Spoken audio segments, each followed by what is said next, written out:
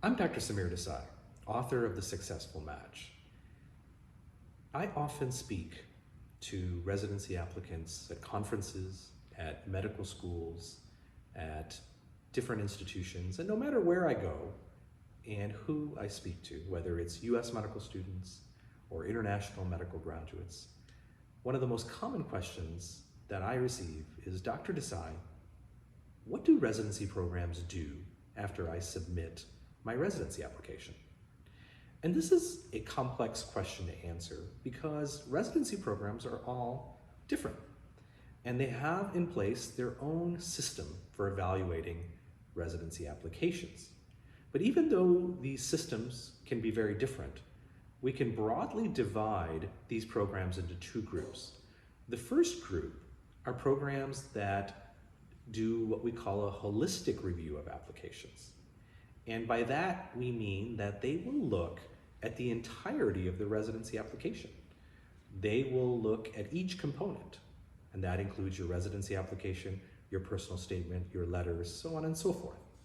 And after they complete this holistic review, they will decide which of their applicants they want to send interview invitations to.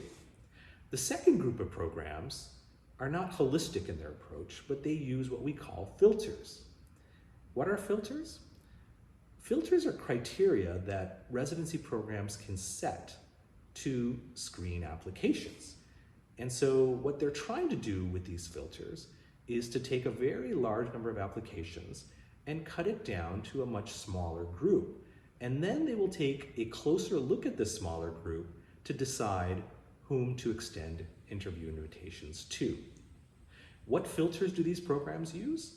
Well, they can use a variety of criteria, but one of the most common is the use of USMLE step scores. They may use the step 1 as a filter, the step 2 as a filter, the CS as a filter, or all of the above.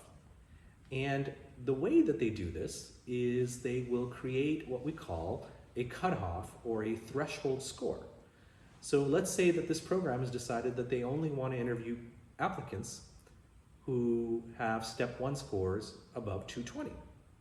And so they will set the filter at 220, and what that means is they may never lay human eyes on those applications from applicants who have step scores below 220. For those applicants with step scores above 220, that's the group that they'll end up considering for interview invitations. And it's not just step scores that they can set as filters. They can do this for many other criteria, including letters of recommendation, the school that you attend. And so you may be wondering, why do programs use filters? Wouldn't it be better for them to look at every component of the application? And it's my belief that they should look at every aspect of the application. But what's a significant challenge for these programs is that in the last 15 years, there's been a tremendous rise in the number of applications that each program receives.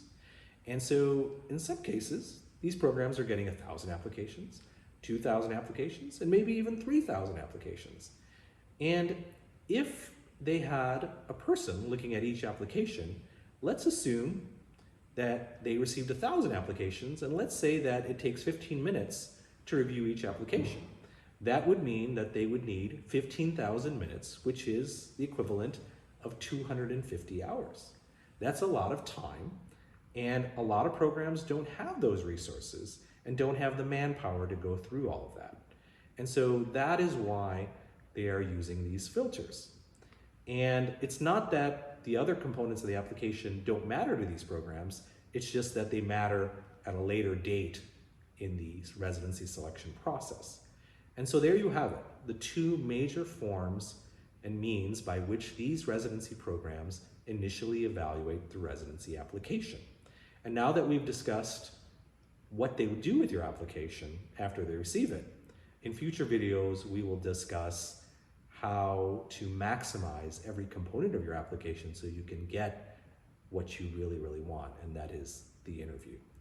Thank you for joining me. For more information on how to create a strong residency application and how to become a more competitive applicant, be sure to visit us at MD2B Connect and The Successful Match. Until next time, I'm Dr. Samir Desai. author of the successful match.